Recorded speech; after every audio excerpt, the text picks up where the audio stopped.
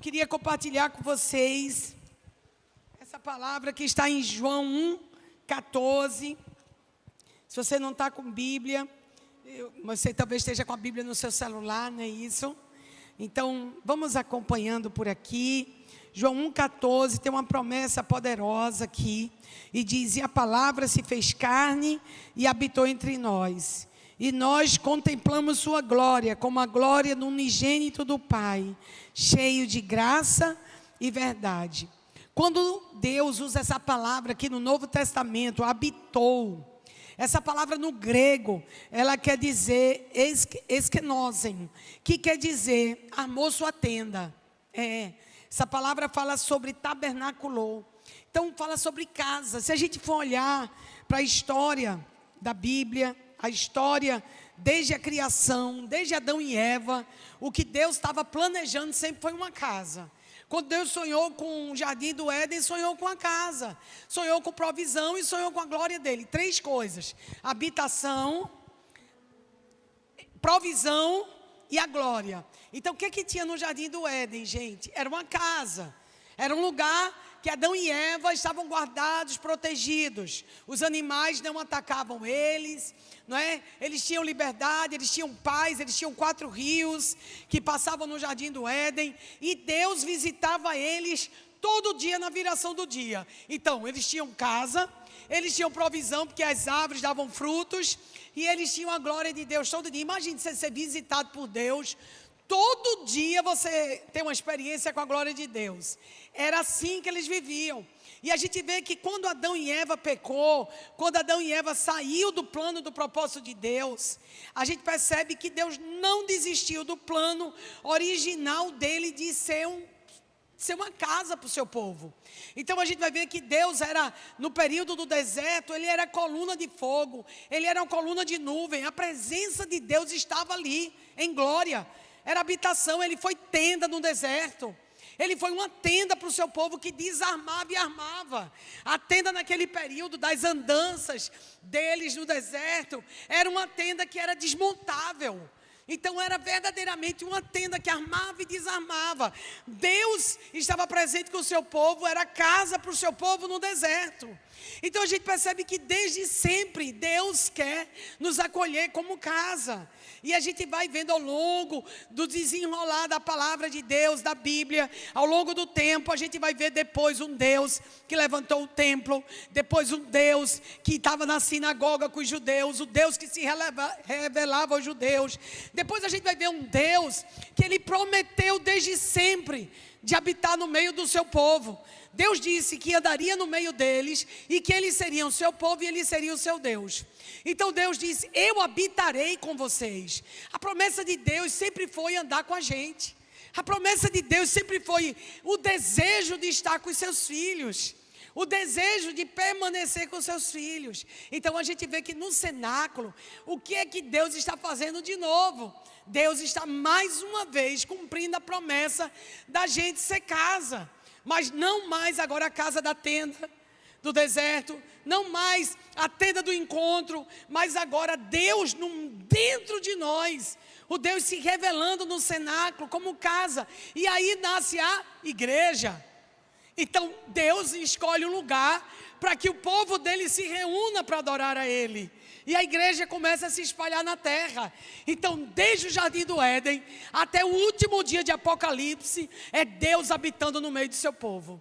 É Deus desejoso de habitar no meio do seu povo. É Deus desejoso de ser conhecido pelo seu povo, de prosseguir em conhecê-lo. E o nosso chamado é também ser essa casa para ele. Essa casa que Jesus disse que habitaria nela, que ele daria o seu Espírito, e o Espírito habitaria nessa casa que somos nós. Não somos mais tenda, não somos mais o tabernáculo, não somos mais o templo, não somos mais o cenáculo, nós somos agora o templo do Espírito Santo, a casa favorita. E a presença dele nos acompanha aonde nós vamos. Ela não fica mais. Você vai embora da igreja, a presença do Senhor vai com você. Ele não ficou aqui, ele vai com você, porque você é a igreja dele. Você carrega a presença dele. Você carrega ele dentro de você. Então nós nos reunimos como corpo, porque nós não podemos ser corpo se a gente não se reunir. Não é por isso que a palavra diz: vocês deixaram de congregar. Alguns estão deixando de congregar. Por quê? Porque o deixar de congregar é deixar de ser corpo. É deixar da reunião.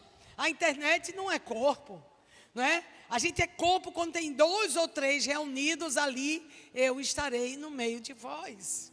Então, Deus nos chama para a gente ser corpo, porque quando a gente está como corpo, a presença dEle é revelada. Então, ela é revelada com você. A promessa: andarei no meio deles. Depois a promessa: andarei dentro deles.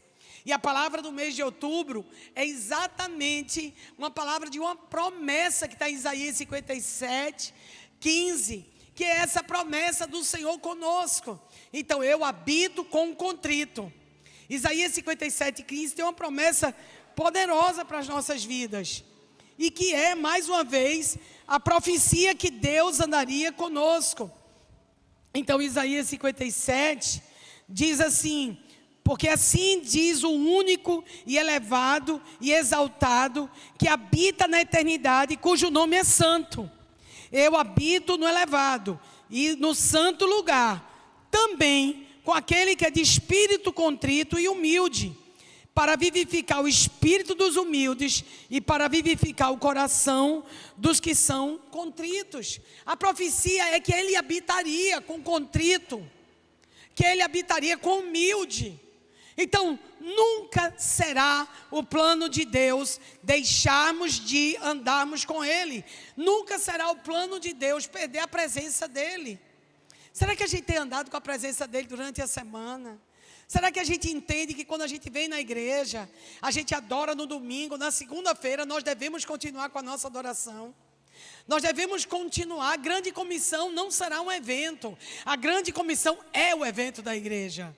A grande comissão é o nosso chamado: ide por todo mundo, pregai o evangelho a toda criatura, ensinando as nações. Então a grande comissão não será um evento, a grande comissão é o único evento da igreja. O único evento da igreja, quando a gente faz uma conferência de mulheres, quando a gente faz um retiro dos homens, a gente está plantando, trabalhando pela grande comissão, por esse grande chamado que Deus quer fazer conosco nesse mês de outubro. Que a gente olha para a palavra dEle e vê um Deus cumprindo a promessa da presença, cumprindo a promessa da provisão, cumprindo a promessa da glória dEle. Será que nós temos andado experimentando presença? Será que a gente tem andado como alguém que experimenta a provisão? A provisão é muito maior do que dinheiro. A provisão é plenitude. A provisão não é uma conta de banco cheia, não é carros na garagem. A provisão é a plenitude da presença. É a plenitude. Você está numa guerra, você está numa luta, talvez você esteja fazendo um tratamento sério de saúde, talvez você esteja passando por um momento de luto, de dor, mas essas coisas não podem nos destruir por causa da provisão da presença. Quando a presença dEle está, tem consolo. Quando a presença dEle está, tem cura. Quando a presença dEle está, tem socorro, o medo sai. É essa plenitude que nós devemos buscar. É essa plenitude da presença que devemos. Era o que eles tinham e eles perderam no Jardim do Éden. Eles perderam a paz. Eles tinham em plenitude, eles trocaram por inquietude. Essa inquietação que a gente carrega, a gente não percebe, mas a gente às vezes está inquieto com tantas coisas. A gente está ansioso com tantas coisas. A gente está preocupado com tantas coisas. Por quê? Porque lá no jardim, aquela plenitude foi trocada por inquietude. E a nossa alma desequilibrou. Então a gente começa a sofrer as pressões que o mundo faz. Porque o mundo está posto no maligno. Mas a palavra do Senhor nos garante que a nossa fé vence o mundo. que maior o que está em nós do que o que está no mundo. Então, quando Jesus está conosco, a gente pode enfrentar qualquer situação, qualquer dor, qualquer luto, qualquer desafio, qualquer gigante, por causa da presença. Às vezes a gente se preocupa tanto com o poder, andar com o poder, porque o poder, ele vai revelar o quê? O poder vai revelar você ter potencial para levantar grandes prédios, para comprar grandes coisas, para pagar grandes quantias. O poder pode fazer tudo isso. Mas quando Deus chamou os discípulos para aquele cenáculo, e Ele disse, fiquem esperando em Jerusalém, até vocês serem revestidos do alto de poder. A igreja, ela se concentrou muito nesse poder, que eles iam ser revestidos. Mas Jesus, na verdade, estava ensinando aos discípulos que o principal não era o poder, era a presença. A presença, ela tem um efeito. O efeito da presença é o poder. Mas às vezes a gente quer abraçar o poder sem a presença. E isso nos torna esgotados, cansados. Porque você entra em contato com a energia de Deus, com algo que sacode as situações, mas não está entrando em contato com a presença. Então, muitas vezes a gente tem poder, força, vigor, isso, aquilo, e a gente trabalha, faz muita coisa, mas a gente acaba depois ficando exausto. Por quê? Porque só a presença de Jesus dá o descanso. A palavra do Senhor diz, resta um descanso para o povo de Deus. Em Hebreus 4 diz, Jesus é esse descanso. E é por isso que eles não puderam entrar no descanso. É por isso que aquela geração caiu no deserto e não entrou no descanso. Gente, se o descanso fosse a terra, se a conclusão da história bíblica fosse entrar em Canaã, e o descanso fosse um pedaço de terra, uma nação, quando Josué conquistou, tinha encerrado. Josué andou com poder. Josué destruiu 7 nações maiores do que eles. Josué batalhou. Josué conquistou territórios, distribuiu com as tribos. Josué fez tudo, gente. Mas quando ele terminou, Deus disse, não está pronto. Então, gente, o poder não é a conquista do que talvez você esteja querendo tanto hoje. O poder não é conquistar isso. O verdadeiro poder é a presença. É a presença. Jesus quer nos dar a presença. É por isso que quando aqueles homens chegam, Jesus conta aquela história e diz assim, no teu nome eu expulsei demônios. No teu nome eu tive poder. Eu expulsei demônios. No teu nome eu falei novas línguas. No teu nome eu falei línguas estranhas. No teu nome. E eles começam a dar uma lista do que tinha feito. Mas Jesus disse assim para eles, se afastem de mim, porque eu nunca conheci.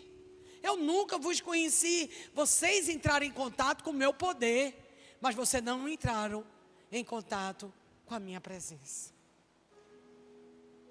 Por isso a gente nunca deve medir nada pelo resultado, mas sempre pela presença. Às vezes as coisas vão parecer que estão ruins, gente. Não desanimem não, família 61. Quando as coisas ficarem ruins. Porque as histórias de Deus não podem ser explicadas. As histórias de Deus tem um José na prisão. As histórias de Deus tem um Daniel na Babilônia. As histórias de Deus tem um Davi na caverna de Adulão. E se a gente fosse procurar poder nessas histórias, a gente ia voltar para casa bem frustrado hoje. Qual o poder que Davi tinha na caverna de Adulão? Qual é o poder que José tinha na prisão do Egito? Qual é o poder que Daniel tinha na Babilônia? E a lista não para. Qual é o poder que tinha Ruth, viúva, pobre? Qual o poder que tinha Sara, estéril? Qual o poder que tinha Abraão, sem um filho da promessa?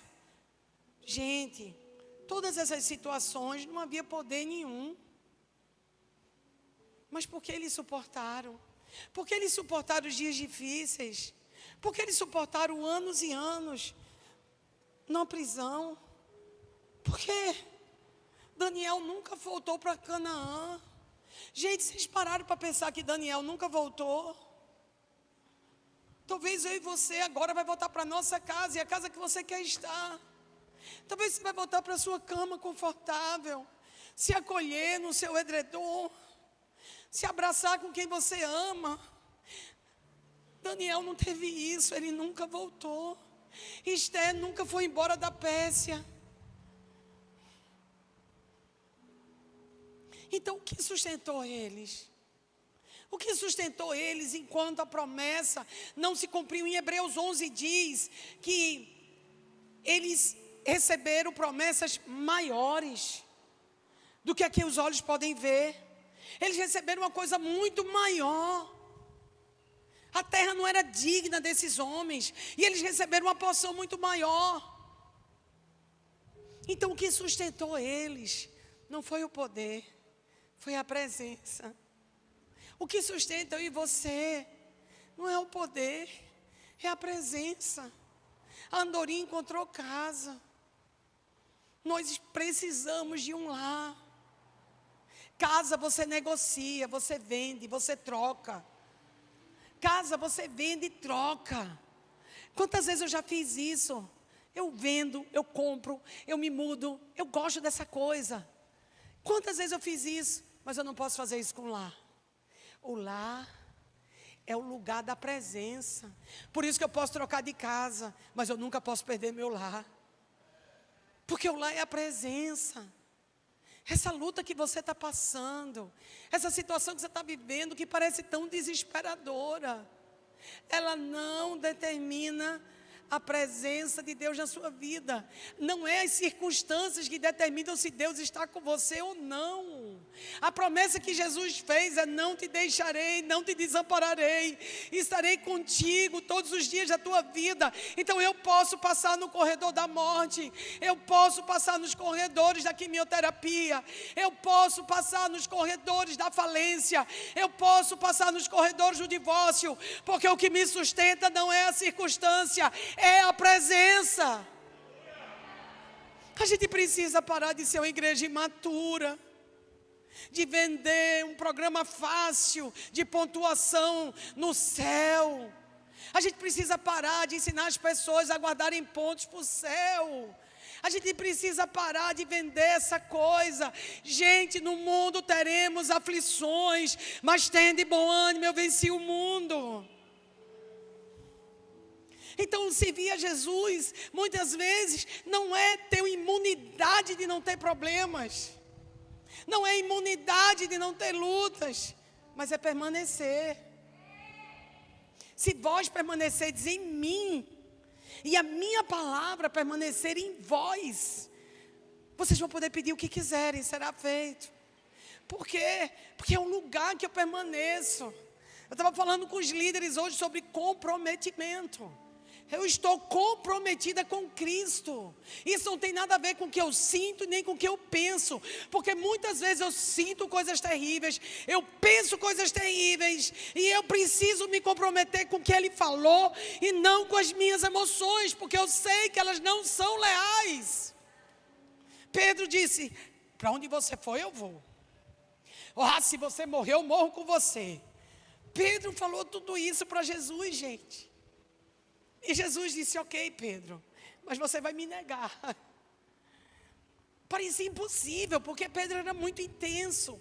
Pedro era muito forte no que falava. Pedro era um cara assim que qualquer pessoa junto de Pedro se sentia muito bem. Eu acho que ainda é pior com alguém que fala muito. A ausência dessa pessoa e o fracasso dessa pessoa ainda dói mais do que a que não fala muito.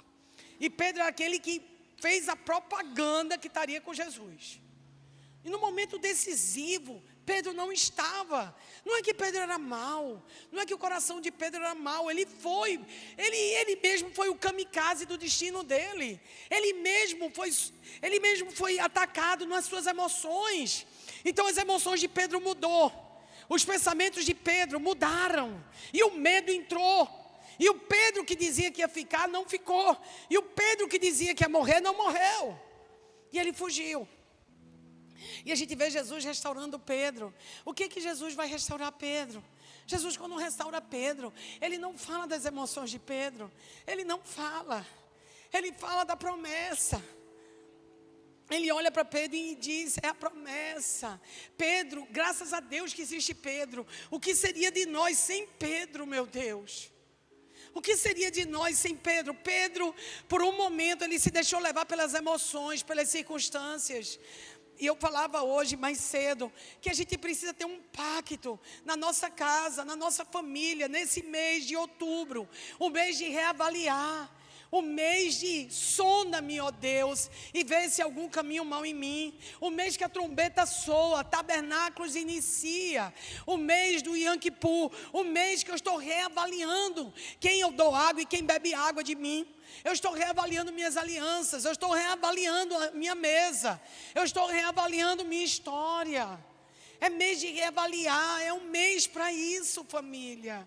Que nós estamos apontando para Jesus, porque se a festa não apontar para Jesus, se a igreja não apontar para Jesus, se meu casamento não apontar para Jesus, se meus filhos não apontarem para Jesus, se as minhas finanças não apontarem para Jesus, tem alguma coisa errada. Tem alguma coisa errada na minha vida. Tudo em mim precisa apontar para Jesus. Por quê? Porque Efésios 1:10 diz que na plenitude dos tempos, todas as coisas vão ficar, convergir para Cristo Jesus. O que é convergir? É um encontro de linhas. Então você marca um ponto, convergência. Tudo tem que passar por aqui. Qual é esse ponto que tudo tem que passar por aqui? É Jesus. É Jesus. Se tem alguma coisa na minha vida que esteja fazendo sucesso e não passa por Jesus, não é uma coisa boa. E se tem alguma coisa na minha vida que é ruim, mas passa por Jesus, é uma coisa boa. Porque os pensamentos de Deus não são os nossos. O sucesso para Deus é diferente do nosso. Os planos de Deus pode parecer para o mundo uma derrota e para o céu é uma vitória. Pode parecer para o mundo que você está morrendo, mas você está vivendo. Pode parecer para o mundo que você está perdendo, mas você está ganhando.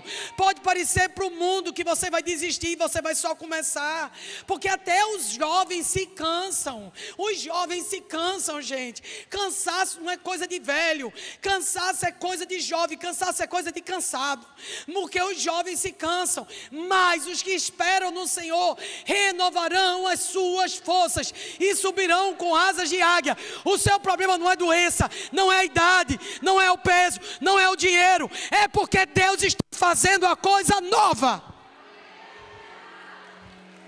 Uma coisa nova.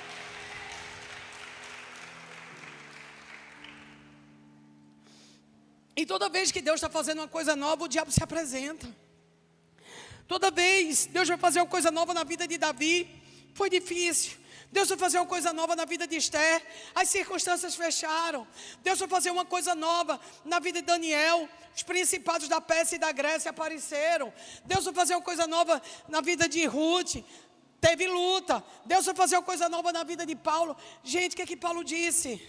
Há uma grande porta que está aberta para mim. Uma maravilhosa porta. Uma porta extraordinária. Essas são as traduções do grego. Mas há muitos adversários nela.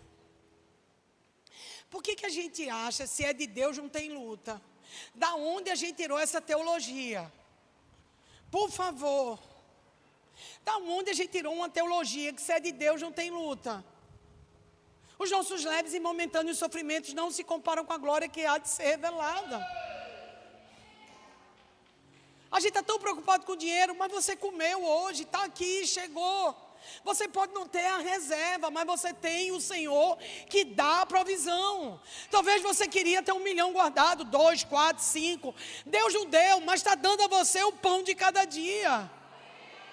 Quando eles estavam no deserto, não faltava o pão, chovia pão, quanto mais agora na época da graça. Se no pão no deserto não faltou para aquela geração de desobedientes, quanto mais vocês que estão em Cristo Jesus, e as coisas velhas ficaram para trás e eis que tudo se fez novo.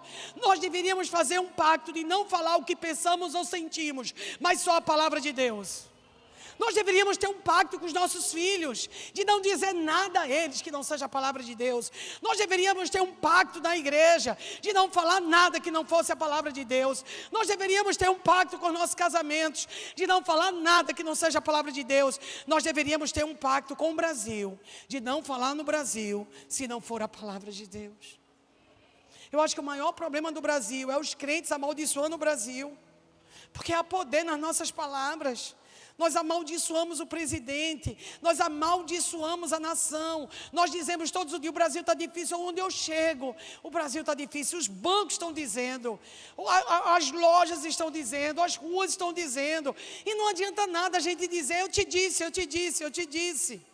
Adianta a gente dizer, eu intercedo, eu intercedo, eu intercedo, eu oro. Nós precisamos ser profetas nesse momento.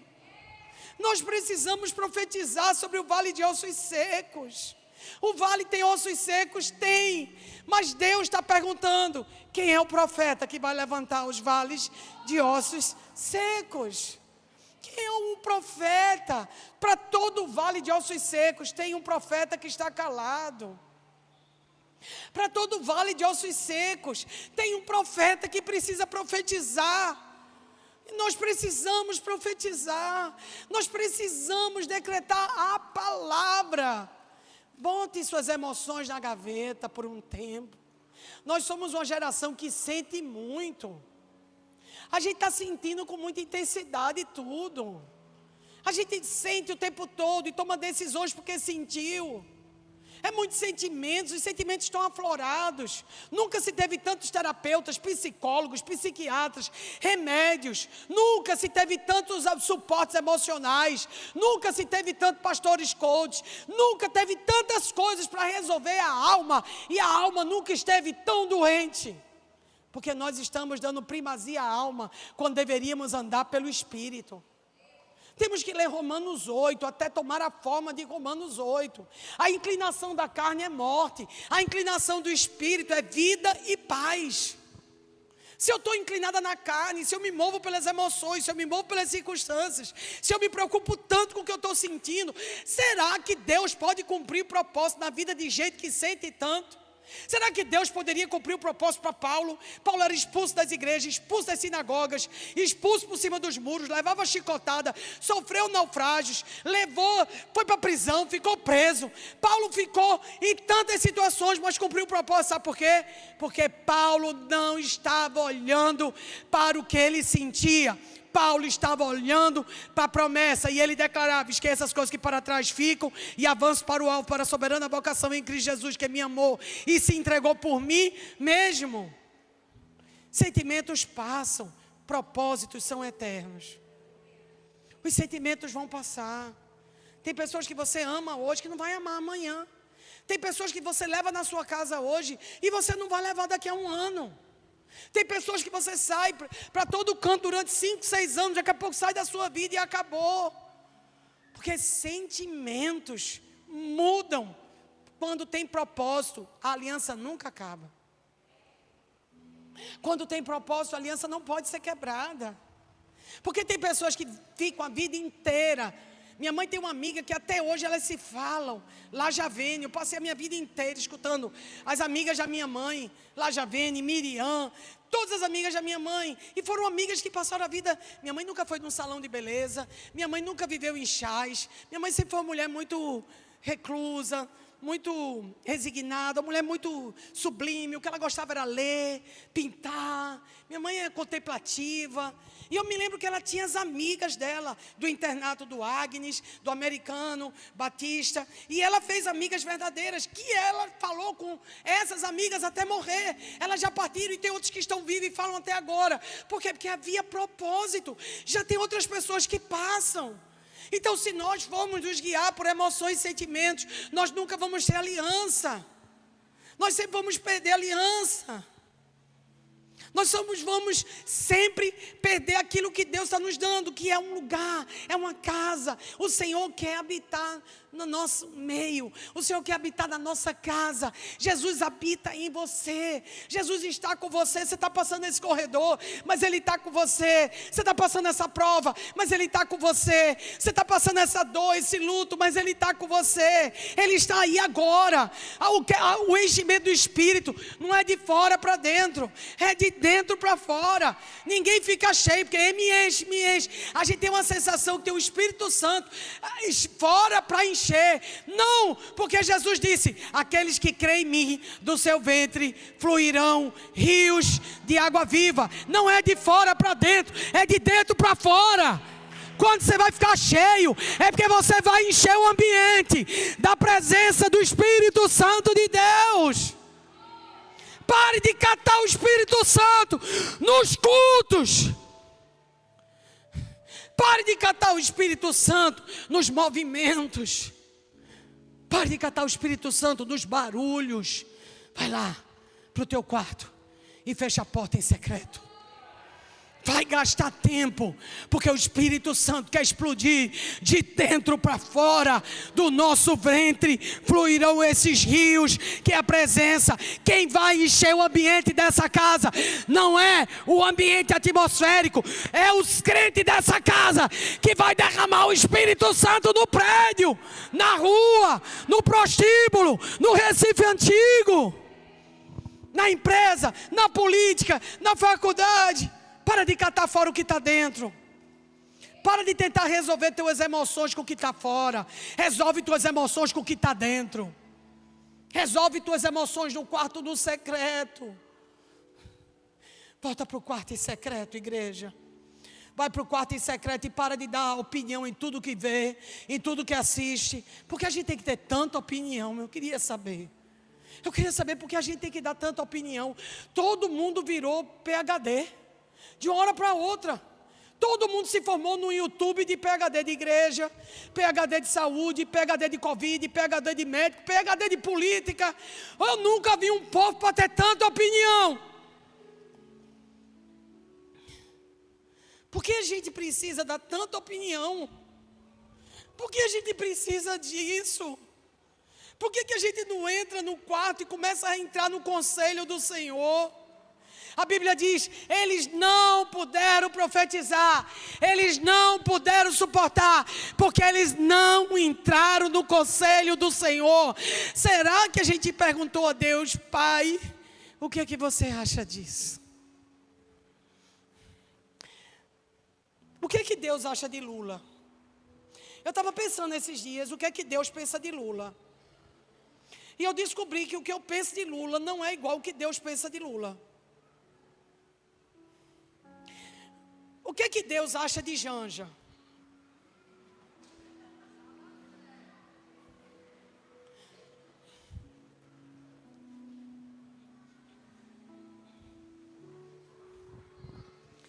Eu descobri que o que Deus pensa de Janja não é o que eu penso.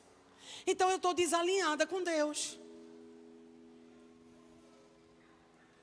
Vamos esquecer política e vamos pensar em salvação.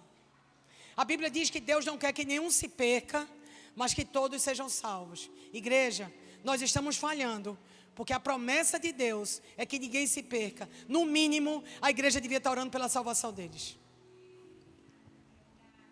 Gente, por favor, eu já fui metido em política e eu estou abrindo meu coração, porque é tempo de quebrantar o coração. Em algumas coisas eu não estou com a mesma opinião de Deus. E eu precisei fazer conserto com Deus. Porque o nosso chamado virou tanto, a igreja se acha tanto PhD de política, que ela esqueceu que o primeiro chamado da igreja não é ser PhD em política, mas em salvação.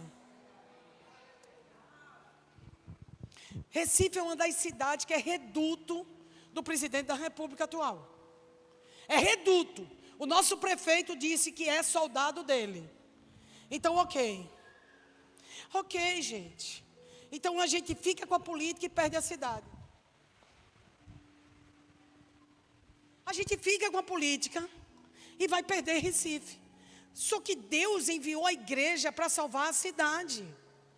Deus preparou a igreja para resgatar a cidade. Ou vocês não lerem Isaías 61, que nós vamos restaurar os escombros que foram destruídos de geração em geração.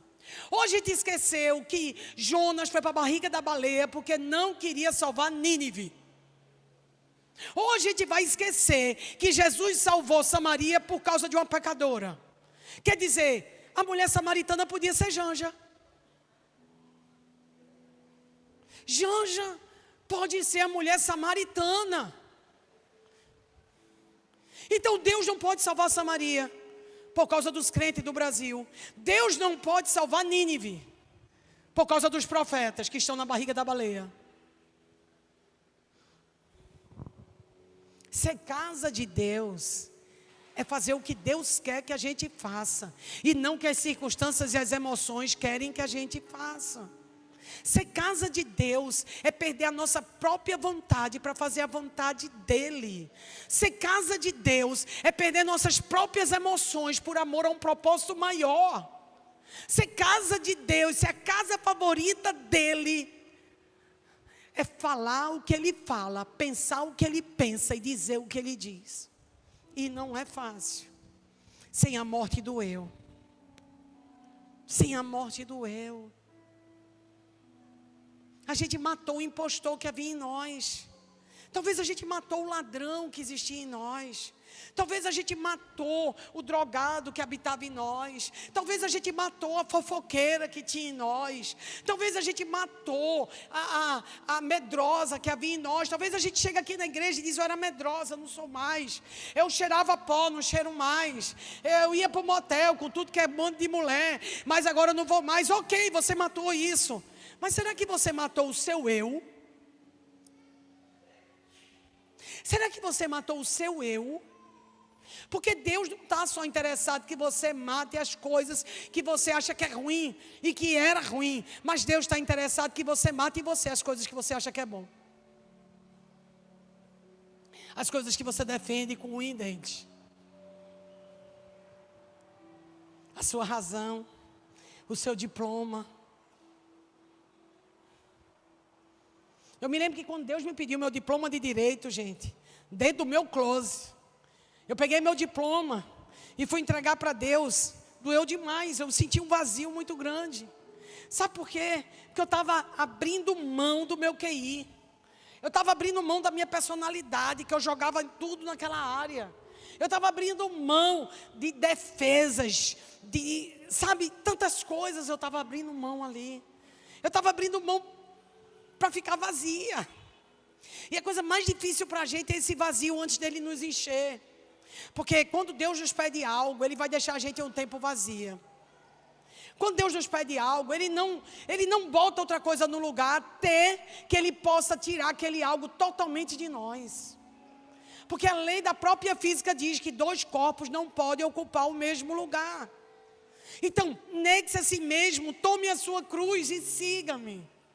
Então, a gente nega-se a si mesmo, a gente se esvazia de algumas coisas que não são erradas, que foram boas, que houve sacrifícios, estudos pela madrugada, provas, o leite escorrendo, amamentando e terminando a faculdade. Havia um sacrifício, havia uma coisa boa, havia os sonhos dos meus pais. Havia o que meu pai queria, o que minha mãe queria, o que eu achava que tinha que ser. Mas primeiro Deus vai dizer: deixe vazio o lugar, para que eu possa encher da minha presença. Tem coisas que Deus vai pedir para a gente esvaziar, antes dele encher. Tem coisas que Deus vai nos pedir, antes dele nos dar outra. E isso é o vazio do eu. Isso é o vazio das nossas conquistas. Isso é o vazio das coisas que a gente fez e deu certo. Todo crente quer dar as coisas que deu errado, mas nenhum crente quer dar as coisas que deu certo. Todo crente é bom em dar as coisas ruins. É igual bazar de igreja, tem que dizer: meu, pelo amor de Deus, não traz nada furado, não traz sapato furado, não traz nada quebrado. Porque a gente acha que a nossa vida cristã é um bazar de igreja, que a gente dá as coisas, o que não dá a Deus, o que não presta, e o que é bom e o que presta a gente segura. Deus, quando pede, Ele pede tudo, porque Ele deu o Filho dele todo para mim e para você. Ele não deu metade do filho, Ele deu o filho dele todo. E Ele quer que eu e você, a gente se entregue sem reservas e deixe o mapa com Ele. Porque Deus não disse para Abraão: Abraão, vá para a terra que eu te mando agora. Sai da tua terra e da tua parentela e vai para a terra que eu te mostrarei. Aí Abraão: tá bem, Senhor, você pode me dar o mapa? Deus disse: não, Abraão, é sem mapa. A gente diz que vai fazer o que Deus mandou, desde que Ele deu o mapa. Deus não vai dar mapa para mim e para você, meu irmão. Meu irmão, minha irmã amada. Deus não dá mapa, Deus pede obediência. Deus não vai dar mapa, Deus vai dar obedeça. Vai parecer às vezes que você está na prisão do Egito, vai parecer às vezes que você está na caverna de Adulão e quem vê você pensa que ali acabou. Quem está vendo a situação pensa que acabou e Deus está dizendo assim: eu não dou mapa para não estragar a surpresa, porque o propósito vai se cumprir, porque eu não sou homem para que minta, nem filho do homem para que me arrependa. Tendo porventura eu prometido, não farei. Eu já fui moço, agora sou velho, mas eu nunca vi o justo desamparado, nem a sua descendência mendigar o pão. É para permanecer, porque eu vou cumprir todo o meu bom propósito na sua vida. Eis que sei que pensamento a vosso respeito, pensamentos de paz e não de mal, para vos dar o fim que desejais. Se você aceitou seguir com Jesus, confie, porque Ele vai cumprir o que prometeu. A despeito de entender, a despeito da circunstância. Quando você não tiver nada para dar a Ele, dê obediência. Quando você não tiver nada mais, seca, esturricada: Deus, o que Tu queres mais de mim? Deus, eu te dei tudo que eu podia te dar. Eu te dei casas, eu te dei meus filhos, eu te dei os meus melhores anos, olha para mim. Foi isso que Sara orou, foi isso que Abraão orou. Eles tinham dado tudo, eles não deram porque deu errado. Eles estavam dando as coisas que tinham dado certo, era uma faca no peito. Deus vai dizer para mim e para você: continue dando obediência, porque se a promessa tardar, espera, porque certamente ela se cumprirá. Eu nunca vi ninguém se arrepender de ter se entregado completamente por Jesus. Eu já tive em vários leitos de hospital no fim da vida. Eu já tive várias e várias vezes em leitos da despedida, de crentes, de não crentes, de pessoas que eram pastores, de pessoas que eram profetas. Eu já estive nesses leitos na hora da morte. Eu nunca vi ninguém dizer que se arrependeu porque se entregou para Jesus. Ao contrário, eu vi pessoas se arrependerem e dizer: eu deveria não ter tido tanto medo, eu deveria ter sido mais ousado, eu deveria ter me gastado mais por Ele. Então, como eu sei como termina, eu quero fazer bem feito para chegar lá e não ter arrependimentos do que eu não me entreguei ao Senhor. Eu não quero ser o jovem rico que poderia, mas não foi. Eu não quero ser órfã que poderia, mas não seguiu Noemi. Eu não quero ser os filhos de Eli, que poderia, mas não honraram. Eu quero ser aquele que disse, como Paulo: eu estou sendo derramado como libação do altar. Eu combati o bom combate, eu completei a carreira, mas eu guardei a fé. Que a nossa vida, minha, a sua, possa terminar com homens e mulheres que deram o seu melhor. Serve ao Senhor, honra ao Senhor nos dias da tua mocidade, antes que venham os maus dias. Eu não quero servir ao Senhor quando eu estiver numa cadeira de rodas. Eu não quero servir ao Senhor quando eu estiver sem forças, quando eu não conseguir mais falar, quando eu não tiver mais um dente na boca, quando meus olhos não enxergarem mais. Eu quero servir Ele agora, hoje, nesse momento, com tudo que tem. Tem pessoas que têm uma limitação e servem mais a Deus do que aquela que anda. Tem pessoas que estão numa cadeira de roda e servem mais a Deus de gente que anda. Tem pessoas que não enxergam e servem mais a Deus do que o que enxerga. Tem pessoas que não falam, mas servem mais a Deus do que a que fala. Então, o serviço do Senhor não tem a ver com a limitação, tem a ver com a disposição de coração. Disposição de coração de servir. estava vendo mulheres que vieram do Paraná para a conferência de mulheres, que vieram do Tocantins, mulheres que deixaram 2 filhos com limitação, com a avó, situação dificílima e vieram, e às vezes a pessoa tão perto e não vem. E isso me ensinou tanto, disposição de coração, compromisso. Eu estou comprometida com a causa, e essa causa é Cristo, e todas as outras causas não podem tomar o lugar da causa de Cristo. Eu nunca vi ninguém quebrar a cara porque se envolveu na causa de Cristo. Eu já vi pessoas quebrarem a cara porque foram dúbias, porque foram inconstantes em todos os seus caminhos. Não pense esse homem, essa mulher que alcançará alguma coisa do Senhor. Falavam uma coisa, mas faziam outra. Os próprios filhos não viam sacrifício, os próprios filhos não viam entrega, os próprios filhos viam que o discurso era um, mas a atitude era outra. O que mais destrói nossa casa não é o sacrifício, é o discurso dúbio. É nossos filhos verem que a gente diz uma coisa, mas faz outra. Dou o que doer, eu vou me comprometer com a causa de Cristo. Dou o que doer, meus filhos e meus netos me verão na causa de Cristo. Na causa de Cristo. Eu estou envolvida nessa causa. Nós precisamos nos envolver. Veja a coisa mais importante. Qual é o seu trabalho hoje? O que é que você faz hoje? Você é um ótimo professor, você é um ótimo advogado, você é um ótimo médico, você é um ótimo comerciante, um ótimo representante. Ok, no céu não tem advogados, no céu não tem comerciantes, não tem médicos. O que você faz hoje, quando você ficar velho, você não vai fazer mais. Quando você ficar mais velho, isso que você faz tão bem, você não vai fazer mais. Então sua vida não é a sua profissão, a sua vida é a sua entrega ao Senhor. Porque a profissão um dia vai passar, o QI um dia vai desaparecer, mas vai ficar um homem que faz a vontade do Senhor, dura para sempre. A vida dele dura para sempre. Seus filhos não vão lembrar um dia, seus netos talvez nem queiram saber qual era a sua profissão, mas vão lembrar: minha avó era mulher de Deus, minha avó era apaixonada por Jesus. Porque o que você está fazendo hoje é bico. Você está fazendo bico. Porque na eternidade Deus não se importa de onde é seu diploma. Na eternidade Deus não se importa quantas línguas você fala. Na eternidade Deus não se importa com a marca do seu sapato, nem com a marca do seu carro. Só tem uma coisa que a eternidade vai gritar: é uma mulher de Deus, é um homem de Deus. E eu quero que a eternidade um dia diga: ali vai uma mulher de Deus. Aleluia.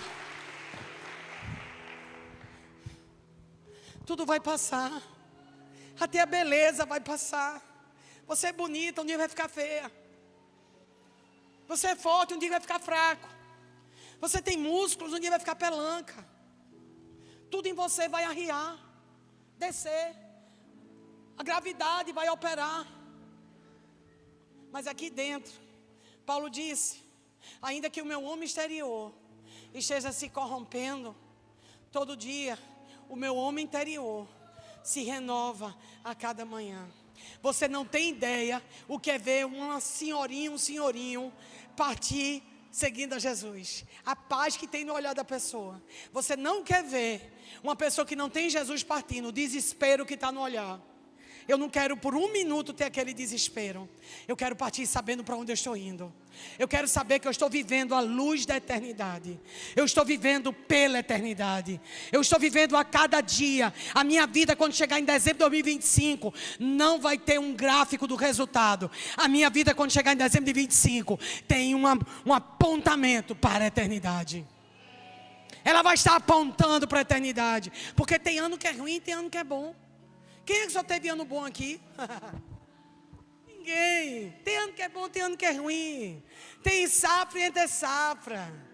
Tem ano mais fácil, tem ano mais difícil. Porque Deus não tira a nossa vida para um resultado no final do ano. Deus tira a nossa existência pelo propósito da eternidade.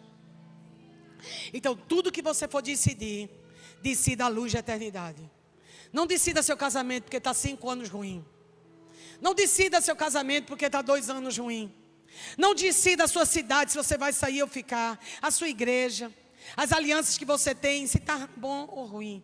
Decida tudo, não por sentimentos, não por pensamentos, não por circunstâncias. Decida tudo à luz da eternidade. Se você olhar para tudo à luz da eternidade, cada área da nossa vida vai ter um propósito. Romanos 8, 28. Todas as coisas, todas mesmo, sabe, família 61? Todas as coisas contribuem para o bem daqueles que amam a Deus e são chamados segundo o seu propósito. Talvez a pior derrota que você passou é a sua maior vitória hoje.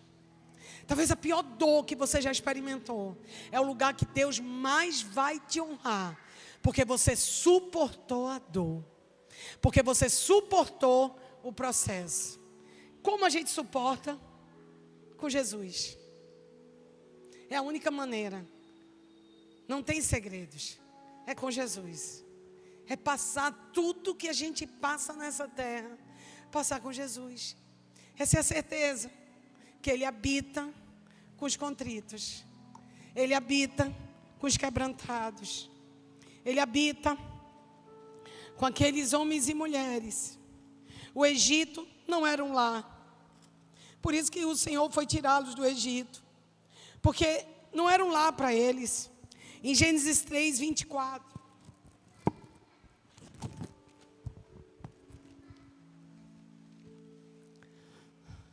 Também diz que o jardim do Éden deixou de ser um lar para eles.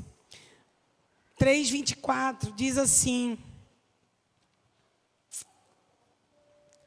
assim ele expulsou o homem e colocou no leste do jardim do Éden querubins e uma espada flamejante que se voltava a todos os lados para guardar o caminho para a árvore da vida. Foi aqui, nesse lugar, que eles se viram sem casa. Imagine a dor do coração de Deus e fazer aquele jardim para Adão e Eva e ter que expulsá-los de lá por causa do pecado. Por causa da conversa de Eva com a serpente, por causa das escolhas, por causa dos sentimentos, por causa das emoções, por causa das circunstâncias. Eva queria ser mais inteligente, Eva queria ser mais do que Deus. Eva não queria fazer uma festa no AP. Eva encontrou na serpente a proposta: se você comer, você vai ser mais sábia, você vai ser mais entendida, não é sábia, você vai ter mais entendimento do que ele. Ela queria, por vias erradas, chegar a um lugar. Ela queria, por vias erradas, chegar à promessa. Foi o mesmo sentimento de Sara.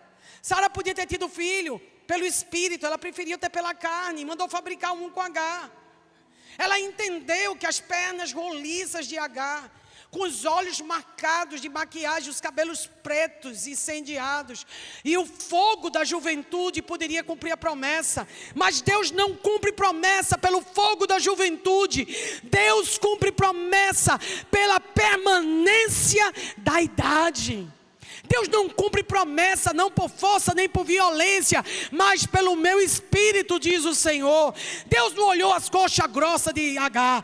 Deus não olhou os seios fartos de Agar. Deus não olhou o útero novinho de Agar. Deus olhou para os seios murchos de Sara, para o útero ressecado, para que ninguém dissesse que era o homem, mas que era o poder dele. Era a própria presença dele em Sara que fez ela engravidar. Até quando nós vamos buscar circunstâncias para que Deus cumpra a promessa? Até onde nós vamos buscar em circunstâncias para que Deus cumpra a promessa? Olha, Davi está gritando na caverna de Adulão: família 61, cuidado, eu ainda vou ser rei. José está dando um grito agora na caverna, na prisão do Egito: avisa a família 61 que eu serei governador do Egito. A menina Ofster está avisando para a gente: por favor, não desistam, eu ainda vou ser rainha da Pérsia. Por favor, Pare de procurar em coxas roliças a promessa de Deus. Ela está em úteros ressequidos. A promessa de Deus vai contra toda a força do homem. Ela estava no útero ressequido e nos seios murchos de Sara.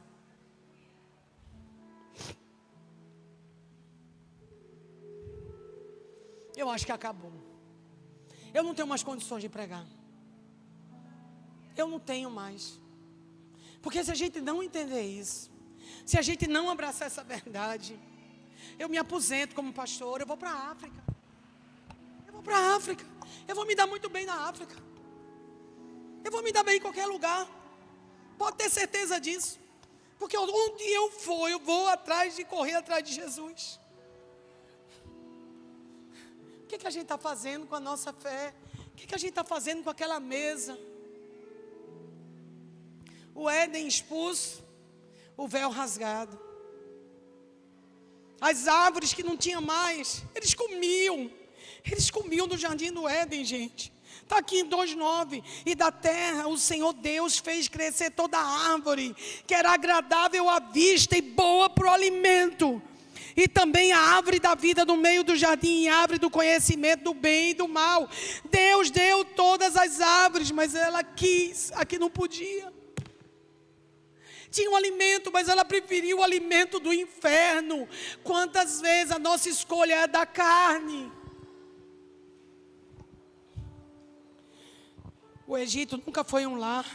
O Éden se tornou inacessível, mas o véu foi rasgado, de cima a baixo. A árvore que alimentava, hoje, nós nos alimentamos de outra comida. João 6:35. E Jesus lhe disse: eu sou o pão da vida. Aquele que vem a mim nunca terá fome. E quem crê em mim nunca terá sede. A minha necessidade da terra só pode ser satisfeita em Cristo. As minhas necessidades e carências, os meus medos, as minhas limitações, só pode ser satisfeito em Cristo. E quem não come dessa comida não sabe o que é andar em plenitude. Você pode ser que você tenha uma atitude religiosa, frequente uma igreja, tem uma Bíblia de estudo, tem um jargão evangélico, mas ele diz: tem que comer da minha carne e beber do meu sangue, senão não é meu filho. É intrínseco, é visceral. O encontro com Jesus é visceral, é rompedor. Ninguém fica igual depois que encontrou Jesus. Ninguém se relaciona. Ninguém volta a querer as mesmas coisas que queria antes. Se você ainda quer as coisas do mundo, se você ainda tem os sentimentos do mundo, se sua alma ainda anseia pelas coisas do mundo, você ainda não teve um encontro com Jesus. Me perdoe, meu irmão. Jesus paga meu salário e eu não posso aqui lhe entreter. Eu não tenho vocação nenhuma para ser coach. Vá para casa assistir o Fantástico e vai ter um encontro com Jesus na próxima oportunidade que você tiver, porque você está perdendo tempo frequentando uma religião, gastando os seus dias. O encontro é intrínseco, o encontro é rompedor, o encontro vai romper relacionamentos, vai romper até com pessoas da sua casa, com seu pai, com a sua mãe, claro. Jesus disse que ia acontecer isso. Nós não íamos mais falar a mesma língua do nosso pai e da nossa mãe depois do encontro com Jesus. Os nossos irmãos não entenderiam mais a gente. Os nossos amigos da faculdade iam nos estranhar. O vizinho bebedor vai nos estranhar. Nossas amigas fúteis vão nos estranhar, porque eu me tornei uma nova criatura.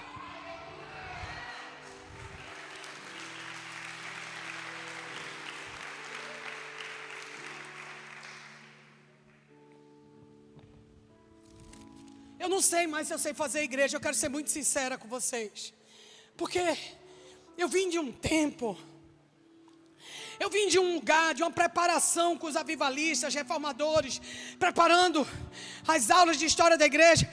Eu não estou pronta para a igreja desse tempo, onde a palavra é dada para acalmar demônios e mandar para casa.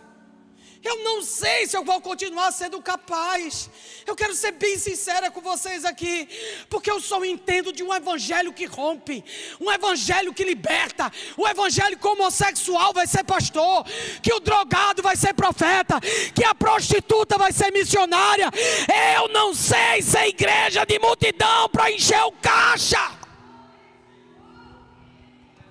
Eu não sei. Ore por mim. Eu estou abrindo meu coração. Eu não sei nem se pastores ainda abrem o coração no púlpito. Talvez não seja a política correta. Mas cada dia eu gosto menos do que está acontecendo. Eu quero continuar olhando nos olhos das pessoas de verdade. Eu quero olhar e ser de verdade. Eu não quero máscaras para fazer a igreja crescer. Se eu quisesse dar certo, eu tinha ficado lá no direito que eu teria dado certo. Eu vim por isso, por chamado, porque corre aqui, ó, nessas veias, libertar vidas, resgatar vidas.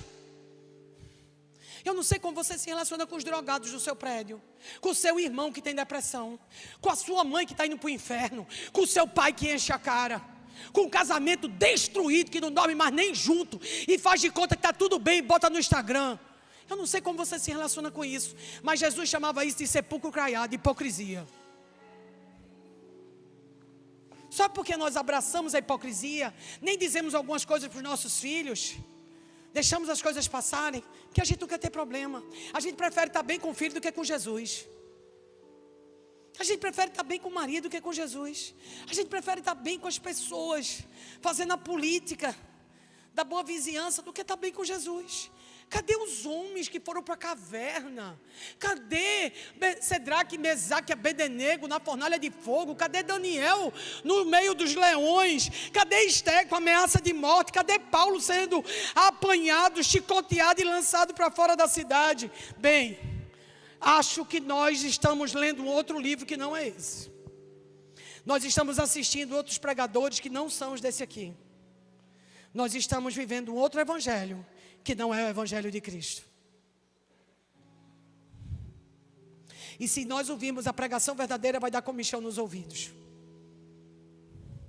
Porque tem outro Deus no nosso ventre, que não é o Deus que é o Espírito Santo de Deus. Por isso há tão poucas curas, tão poucas libertações, tão poucas transformações. Você entra e sai dos ambientes e nada acontece. Não deveria ser assim. Você entrar nos ambientes devia sacudir os demônios do ambiente. Devia sacudir demônios. A igreja deve sacudir a cidade. A igreja deve ser um problema para a cidade que está vivendo debaixo de condenação e de imoralidade. A igreja tem que ser uma pedra de tropeço para o inferno. Você tem que ser uma pedra de tropeço para o diabo que está fazendo na sua família. Você tem que ser um grande problema para o diabo. Você tem que ser um grande problema para o diabo. Se você não está sendo um grande problema para o diabo, tem alguma coisa errada em você. Tem alguma coisa errada em mim. Cadê o povo que alvoroçou a cidade? Nós estamos preocupados em botar comida na mesa, trocar de carro, pagar o financiamento, fazer nossa viagem anual de férias. Onde estão os que choram? Onde estão os que clamam?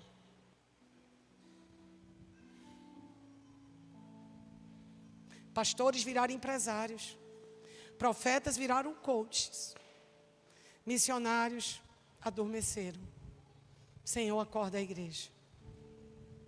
Acorda tu que dormes, e Cristo te esclarecerá. Senhor, não deixa essa palavra ficar perdida. Senhor, se tu não quiseres, Pai, se não acontecer de fazer em ninguém, faz em mim. Faz hoje algo nessa casa, Senhor, onde estão os choros pelos perdidos. Onde está, Senhor, o clamor pelos perdidos. Onde está, Senhor, perder o sono porque tem um vizinho que está se drogando, uma mulher que está traindo o marido, uma criança que está querendo se matar, um jovem que pensa em suicídio. Senhor, acorda a tua igreja, Senhor. Mais um prédio, mais um banco, mais um prédio, mais uma abertura, mais alargar, mais um jogo novo, mais um ar-condicionado, mais uma conferência, mais um grupo novo, mais um pastor de fora. Venham, venham, aumente o número, cresça as cadeiras, pague as contas, troque os carros. Até quando, igreja? Até quando? Você não vê as pessoas se afogarem? Você não se importa se as pessoas morrerem? Você só se importa se for sua família? Você acha que salvação é sua casa? Você está construindo a arca de Noé de novo. Se salvar os seus filhos, está bom? Se a sua casa estiver bem, está tudo bem? Não, não está bem. Não está bem, se só minha casa estiver bem, se só minha filha vai casar, se só minha filha vai ser bem, se só minha filha é pastora. Não, não é para isso. Onde está o perdido? Onde estão os que não estão dando certo? O meu desejo na conferência é restaurar mulheres do Nordeste que foram abusadas, que foram maltratadas, que foram lançadas no chão. Levantar mulheres para serem realeza, o que verdadeiramente elas são para o Senhor. É devolver o valor que é delas, é devolver o propósito que é delas. A festa de tabernáculo é sobre um lar. Tudo o que queremos é um lar. Tudo que queremos é que essa casa seja um lar para o drogado, para o prostituído.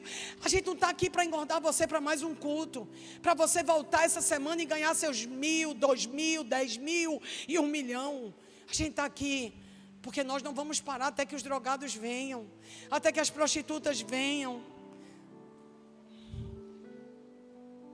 Senhor, eu peço perdão pela igreja brasileira não querer as janjas. Eu peço perdão, Senhor, porque nós estamos mais preocupados com a nossa ideologia do que com a salvação. Nós estamos mais preocupados, Senhor, com a nossa própria salvação do que com a salvação dos irmãos. Nós queremos nos arrepender nessa ceia, Senhor. Nós estamos aqui, Pai, e eu peço perdão pela minha intensidade. Eu peço perdão, Senhor, porque tantas vezes minha intensidade foi julgada de uma maneira errada. Minha intensidade nunca foi contra pessoas, sempre foi contra o diabo. Minha intensidade nunca foi, Pai, sobre pessoas. É paixão. A paixão que aquela mulher teve quando quebrou o vaso de alabastro. É a paixão, Senhor, quando Zaqueu desceu da árvore e disse: pousa na minha casa hoje. Senhor, a igreja precisa ser movida por paixão e glória. Tu continua sendo presença, provisão e glória para a tua igreja. Tu continua sendo, Jesus, presença, provisão e glória. Se a tua igreja abraçar a tua presença, haverá provisão. A provisão da plenitude da tua presença. Não é imunidade de não ter problemas, mas é ter a certeza que nós vamos passar como mais do que vencedores de cada um deles. Senhor, nós queremos experimentar a tua glória esses dias. A sombra de Paulo curava. A sombra dos apóstolos curava. Eu só vou encerrar esse momento com a palavra que queimou meu coração esses dias. Eu estou em desconstrução e construção de algo novo. Estou sempre sendo quebrada. O pessoal disse: não, a gente já saiu da olaria. De verdade, gente, eu acho que eu nunca vou sair de uma olaria, porque eu vou sempre pedir: quebra o vaso e faz de novo. É uma delícia o palácio, mas se Esté tivesse ficado no palácio, não tinha salvado o povo. A gente precisa ir além dos muros do palácio. E sabe, a igreja pode se tornar um palácio para a gente. A igreja pode se tornar um palácio delicioso. Não tem ninguém fedendo do seu lado, né? Não tem ninguém cheirando a pinga aí do seu lado. Não tem ninguém com marcas de pico do seu lado. Não tem nenhuma mulher de saia curta dando uma cruzada de perna fatal em cima do seu marido. Não tem ninguém aí do seu lado que esteja pensando em se matar? Não tem nenhum ladrão da cidade do seu lado, nenhum político ladrão, nenhuma pessoa, um abusador de criancinhas, um ladrão de pirulito de escola, de bebês. Não tem ninguém. Então a família 61 está fora do propósito. Enquanto eu pensei que eu pregava para a gente trazer as pessoas de fora, eu percebo que eu prego para engordar quem está dentro.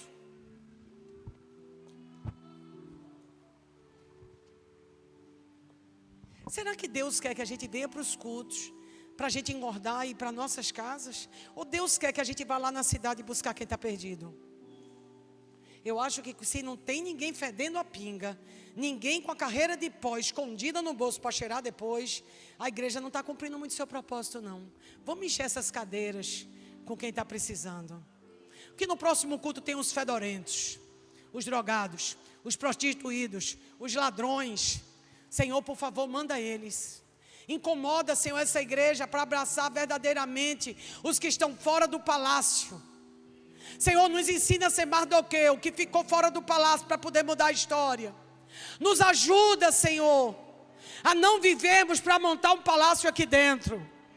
Nos ajuda, Senhor, a ir além das portas do palácio. Nos ajuda a buscar a vizinha, o amigo do nosso filho. Nos ajuda, Senhor, a trazer quem cheira a prostituição, cheira a motel, cheira a drogas. Nos ajuda, Senhor, porque Tu não viesse buscar os sãos, mas os doentes. Jesus não veio buscar os sãos. A gente está pronto. Vai buscar quem está perdido. Se eu te der mais um culto assim, eu só vou te engordar. Esse culto não é para te engordar, é para te provocar. E se você não tiver com vontade de me matar, eu ainda vou orar mais para você, quando terminar o culto, sair com muita raiva de mim. Mas quando você chegar lá fora, você vai ser tocado por uma palavra transformadora e não uma palavra acomodadora do teu status quo. Que aplauda o teu status quo. Que maravilha a sua vida maravilhosa. Você não vê. Você não vê. As pessoas se afogaram. Quem se importa? Quem se importa se elas se afogarem? Em Atos, o cara que apanhava era jogado para fora por cima de muro, que sofreu naufrágios, que foi rejeitado pelos judeus e pelos cristãos. E diz assim: e Deus fazia milagres especiais pelas mãos de Paulo. Nossa, Paulo ia causar inveja a muita gente. Não dava para causar inveja para muita gente, sabe por quê? Porque quem conhecia Paulo dizia: poxa, lá vem um cara. O cara foi chicoteado, o cara foi jogado por cima da cidade, jogaram pedra no cara, o cara sofreu um naufrágio. Quer dizer, Deus podia salvar e fazer coisas grandiosas pela vida de Paulo, sabe por quê? Porque Deus apertava Paulo. Sabe por que Deus aperta a gente? Porque Deus tem que apertar a gente antes de fazer coisas grandiosas através da gente. Senão o povo fica morrendo de inveja. Quem vê a gente no Instagram pensa que é só pegar avião e pregar no sul, no sertão. Tudo maravilhoso. Vem sentar um pouquinho aqui. Deus não pode fazer enquanto coisas especiais, enquanto a gente não estiver disposto a ser lançado por cima do muro, levar umas pedradas, ser traído, ser perseguido, porque Deus vai fazer coisas grandes com gente que suporta coisas grandes. De modo que até os seus lenços e aventais se levavam aos enfermos, e as enfermidades se retiravam deles, e os espíritos malignos saíam dele. Enfermidades eram tiradas e espíritos malignos eram expulsos com o avental dele. Só o cheiro. Meu irmão, imagina tu viver um relacionamento com Jesus que teu cheiro vai expulsar demônios. Eita Deus. Eu quero. Tá aí uma coisa que eu quero. Que o meu cheiro incomode demônios. Que diga: agora acabou, ela chegou. Eita Deus, o que você quer da vida? Porque qualquer outra coisa que você quiser vai passar. Carro vai ficar velho. Dinheiro vai acabar. Muda o plano, muda o seu dinheiro. Vai acabar tudo. Mas o homem que faz a vontade do Senhor dura para sempre. O que você faz para Deus vai durar para sempre. O diabo não consegue apagar o legado que Deus constrói na nossa vida. Ele não consegue. E tem mais. Uma geração louvará a outra geração os feitos do Senhor. Esse negócio pega e vai passando de geração em geração. E vai passando de geração em geração. Essa coisa é fenomenal. Passa de geração em geração. Então curava. E aqui diz, e isto, do 17, e isso foi conhecido por todos os judeus e gregos, que também habitavam em Éfeso, e o temor caiu sobre todos eles, e o nome do Senhor Jesus era magnificado. Não era o nome dos homens. A igreja não está de pé para levantar o nome dos homens. A igreja está de pé para levantar o nome de Cristo. A igreja está de pé para levantar Cristo como Senhor. E a igreja de Éfeso estava maravilhada, e o nome de Jesus era exaltado. Jesus, exalta teu nome nessa casa. Exalta o teu nome em nossas vidas. Exalta o teu nome em nossos negócios. Exalta o teu nome em nossas empresas. Exalta o teu nome na vida dos nossos filhos e netos. Exalta o teu nome no nosso casamento. Jesus, exalta o teu nome em Recife. Exalta o teu nome no Brasil. Não deixe os homens levarem os louros, porque a carne e sangue não pode revelar a glória de Deus. A carne e a sangue não tem poder para revelar a glória de Deus. Só o Espírito pode. Eu não sei. Obrigada, louvor, obrigada. Eu não sei quantas pessoas estão sendo tocadas com essa palavra, mas eu estou sendo. Eu estou sendo moída. Eu não pensei que eu ia vir aqui hoje para ser moída, mas eu estou sendo moída, porque eu estou carregando o coração de Deus nessa palavra. Eu estou carregando uma urgência. Deixa eu te dizer, Jesus Cristo está voltando. Deixa eu te dizer uma verdade imutável. Jesus Cristo está às portas. Nós somos a primeira geração que convive com Israel. Minha avó, quando nasceu, não havia o Estado de Israel. O Estado de Israel não tinha renascido. Minha mãe, quando nasceu, não havia o Estado de Israel. Eu sou a geração que está vendo o Estado de Israel renascido. Você é essa geração que está vendo o renascimento do Estado de Israel. O Vale de Ossos Secos já se tornou um grande exército, só falta o Espírito entrar agora. Nós estamos em dias decisivos. E não é só decisivo sobre a sua vida. A gente acha que dias decisivos é decidir nossa vida. Dias decisivos é a gente decidir fazer a vontade dEle. Dias decisivos é fazer o propósito que Ele tem para a nossa vida. Sim, eu não sei como vou fazer, mas eu digo sim, eu também não sabia, gente. Eu não fui treinada para ser pastora, eu fui treinada para ser advogada. Eu fui treinada para ser tabelião. Sabe o que eu disse ao Senhor? Pai, não importa que tipo de mulher eu vou ser, casada, separada, viúva, mas eu quero ser a mulher de Deus. Bastei dizer isso, Ele fez o resto. E pergunta a mim se eu queria outra vida. Pergunta a mim. Vai lá na tua empresa. Libera Jesus naqueles funcionários. Vai lá agora. Vai lá agora na tua casa. Hoje começa uma revolução de santidade da tua casa.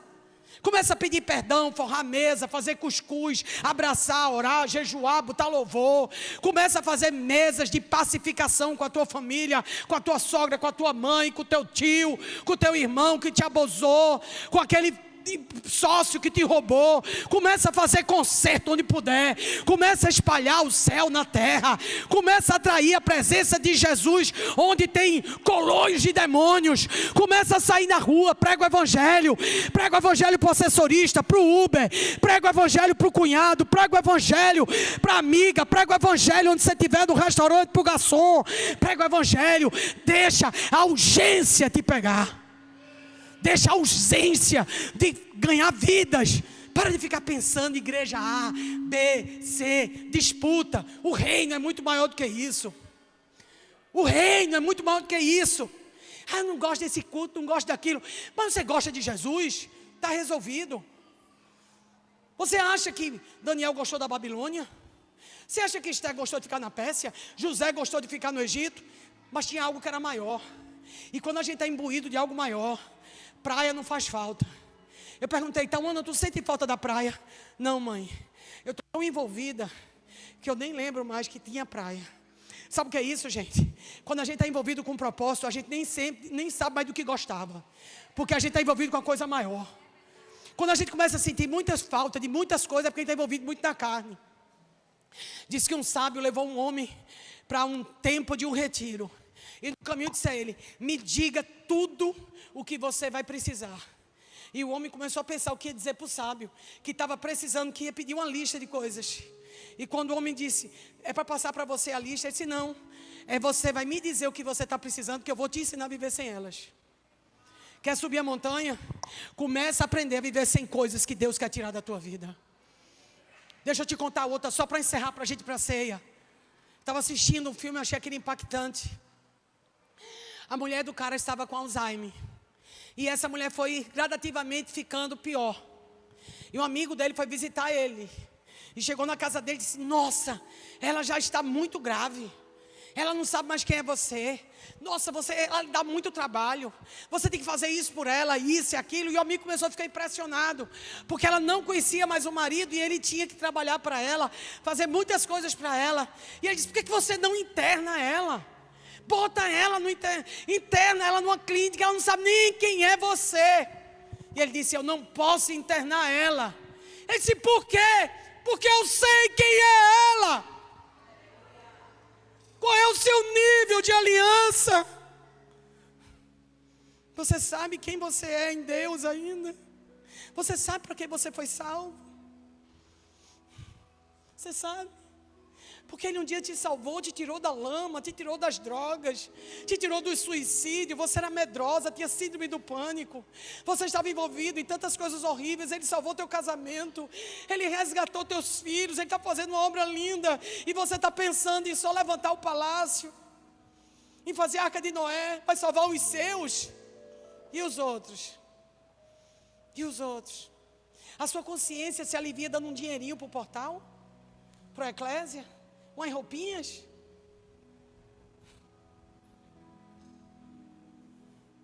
Deus nos quer inteiros. O chamado é integral. É inteiro. O seu trabalho é seu púlpito. A sua escola é seu púlpito. O seu comércio é seu púlpito. A sua casa é seu púlpito. O berço do seu filho é seu púlpito. Os maiores sermões não são pregados com microfone. Os maiores sermões são pregados cuidando, limpando, chorando, suportando. Os maiores sermões não se pregam assim. Os maiores sermões se pregam você sendo fiel aonde você está, sendo leal à aliança que você tem, permanecendo firme até que Ele venha. Querido Senhor, essa é uma noite de reavaliação. Essa é uma noite de voltar para casa, de voltar para o lar. Essa é uma noite, Senhor, que a gente pede, Senhor, expõe as áreas de fraqueza do nosso coração. Jesus Cristo, Filho de Deus, Tu estás aqui. Tu és o Senhor dessa casa, o Senhor das nossas vidas, o Senhor dessa igreja, o Senhor dessa cidade, o Senhor dessa nação. Tu és o Senhor e nós nos humilhamos diante de Ti, com as nossas lutas, com as nossas imperfeições, com as nossas limitações.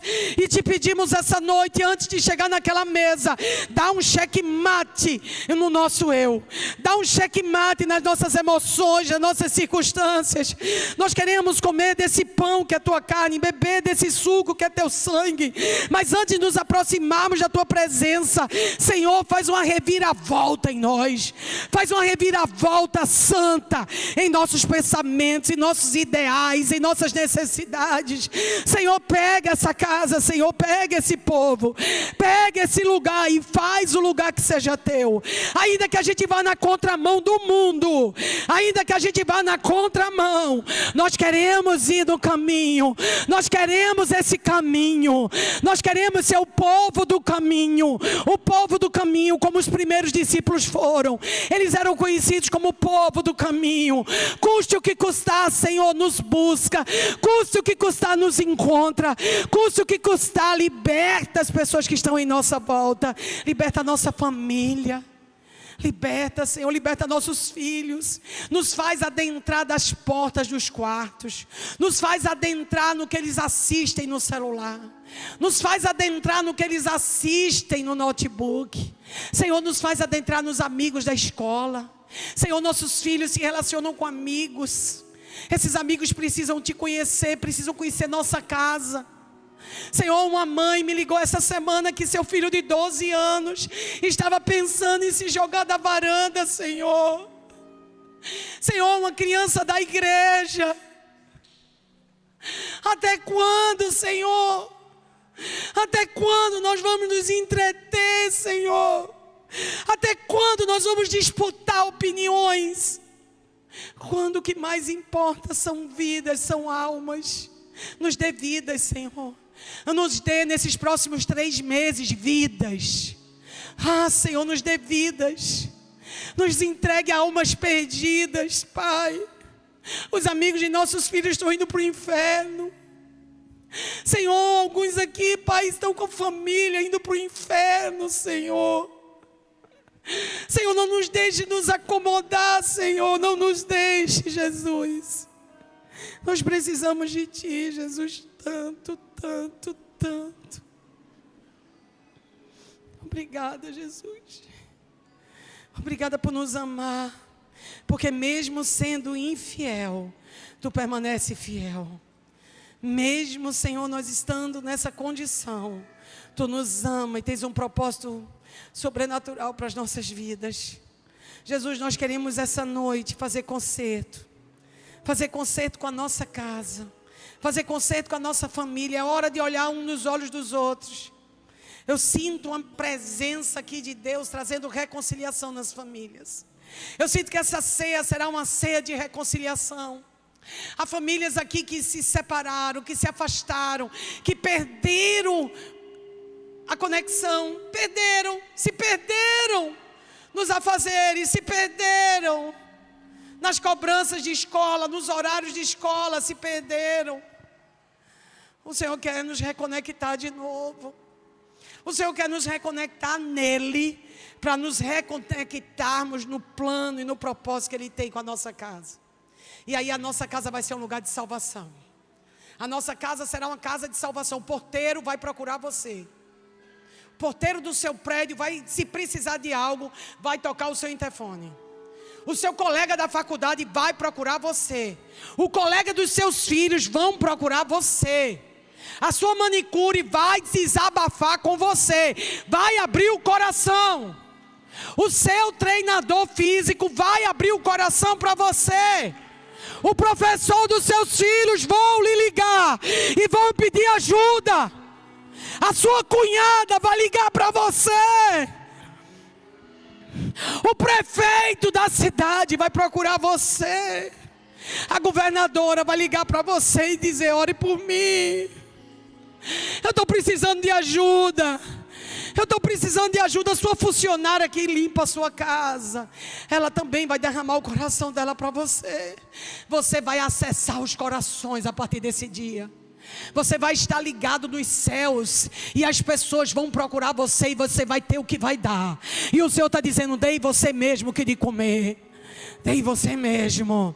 Comece a fazer uma igreja ambulante. Comece a fazer uma igreja que monta acampamento. A igreja vai funcionar na faculdade. A igreja vai funcionar na academia. A igreja vai funcionar no parque. A igreja vai funcionar na piscina do prédio. A igreja vai funcionar no futebol. E o diabo não vai ter mais vez. Porque você chegou. Sim. Pare de achar que seu encontro com Deus é aqui no domingo. Seu encontro é todo dia. Na feira, no comércio, no mercado, no escritório de advocacia, no consultório. Deus quer montar a igreja quando você anda de moto, quando você anda de bicicleta, quando você anda a pé, quando você anda de carro. Deus está esperando uma igreja que é você abraçar a cidade. E não se espante Deus começar a entregar um monte de coisa para você. Porque quando a gente está disponível para Ele, Ele começa a entregar um monte de coisa para a gente. Começa a derramar, começa a fazer. E você vai curar pessoas, Ele vai te dar recurso financeiro, porque você está envolvido com as coisas do céu, e no céu não tem crise, não tem enfermidade. E quando Paulo chegava, os demônios saíam, a enfermidade saía, e os espíritos malignos desapareciam, porque o homem de Deus chegou. O homem de Deus e a mulher de Deus vai sair dessa casa hoje para conquistar a cidade para Jesus. Em nome de Jesus. Eu amo vocês. Deus abençoe. Aleluia. Quero a Ele.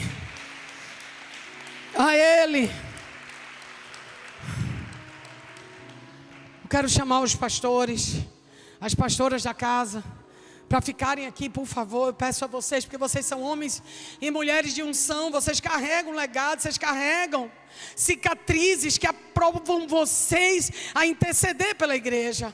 Vocês carregam as cicatrizes necessárias para ter autoridade contra demônios e escorpiões. Vocês carregam autoridade para calar a boca de demônios que está atormentando o povo de Deus. E nós vamos hoje fazer os dízimos e ofertas de uma maneira diferente. Nós vamos guerrear com quem guerreia. Nós vamos perseguir com os perseguidores. Nós vamos calar a língua enganadora que se levantou do inferno. Porque nós somos a igreja de Deus e temos autoridade sobre principados e potestades. Eu queria pedir, por favor, vocês fiquem aqui no meio. Não é ceia não, gente. A gente só ceia depois que liberta. É guerra. É guerra. Uma igreja guerreira. Você não veio aqui para rentalizar seus demônios. A gente veio aqui para expulsar eles. Todos nós um dia chegamos aqui carregados. Aqui não é universal, mas hoje é a sessão do descarrego. Vamos descarregar tudo. Você vai chegar em casa hoje leve. Você vai ter uma semana vitoriosa. O diabo vai parar de dar ordem, vai parar de falar na sua mente, vai parar de jogar marido contra mulher, pai contra filho, filho contra pai, o patrão te perseguindo. Você vai sair dessa igreja hoje para dominar a cidade, para governar a cidade. Você vai ser cabeça e não cauda, e os demônios vão ter que ficar debaixo dos seus pés. Sabe por quê? Porque você não veio para o clube de coach, você veio para a igreja família 61. Aqui nós fazemos guerra. Por isso que a gente não pode tomar vinho, encher a cara, fazer um bocado de coisa que os outros estão fazendo. Ele não pode. Porque o nível de guerra aqui é outro. A gente é bom nisso. E a gente vai fazer o que a gente é bom. Amém? Aleluia. Você vai se preparar. Porque é um momento de dízimos e ofertas. Porque o Brasil está passando um momento de pressão financeira. Todo mundo sabe disso. Então é um momento que o inimigo quer o quê? Botar medo, parar você, fazer você desistir dos planos, dos sonhos que você tinha. A gente não vai ceder nem um passo para o inimigo. José prosperou no momento de crise. Esse é o melhor momento de você prosperar, amém? Os homens de revelação prosperam em momentos de crise. Os outros podem prosperar em qualquer tempo. Esse é propício para crente. Minha gente, a temporada de caça começou, fique ligado. Porque nós vamos caçar. Nós vamos crescer. Tem um bocado de testemunho. O povo não está querendo dar porque ainda não está pronto. Mas neguinho está comprando apartamento, está entrando dinheiro, está acontecendo um bocado de coisa. Vai ficar pronto, tudo vai ficar pronto para ser contado. E vocês vão ver que nos últimos 2 anos, várias pessoas dessa casa compraram casas e apartamentos. No momento de maior crise, nós vamos crescer mais.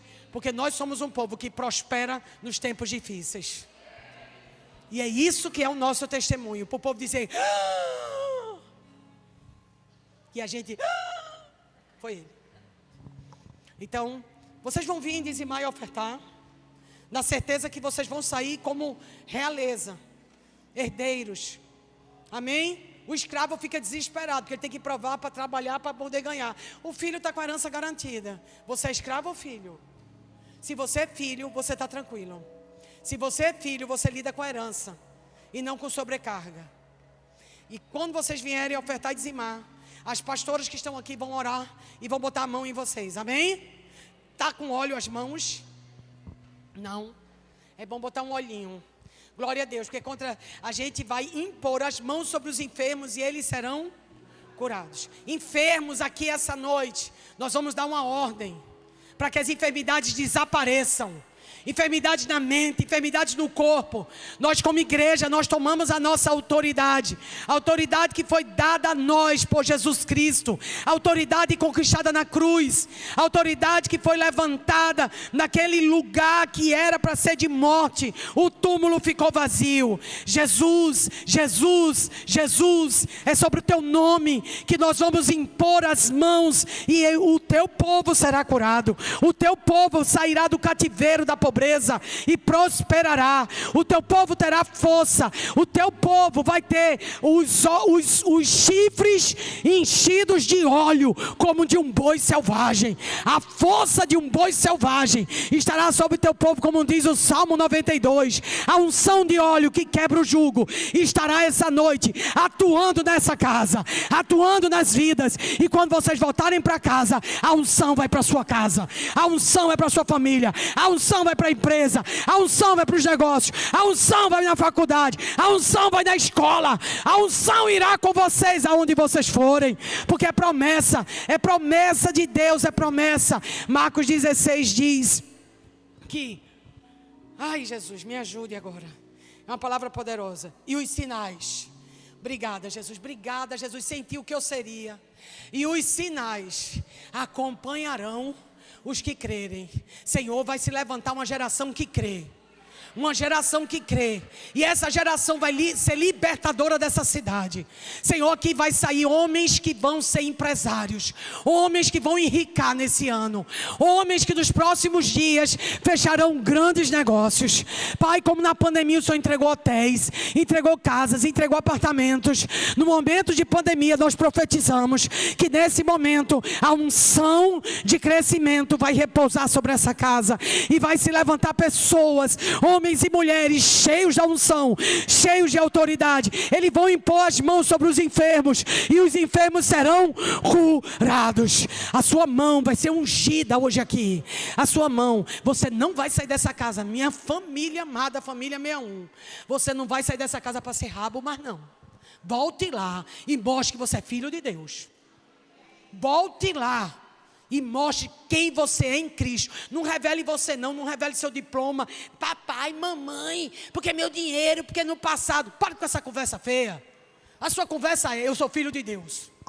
Eu sou selado com o Espírito Santo da promessa. E o sacrifício de Jesus por mim foi mais do que suficiente. Eu estou pronto, eu sou um conquistador, eu sou um libertador nessa cidade. E pessoas vão me procurar e eu vou ajudar. Amém? Se prepare para ser um intercessor. Muita gente vai pedir oração essa semana. E você vai dizer: eis-me aqui. Um nome bonito em hebraico, Hineni. Hineni quer dizer: eis-me aqui. Kadima quer dizer avante. Então, família 61, Hineni Kadima.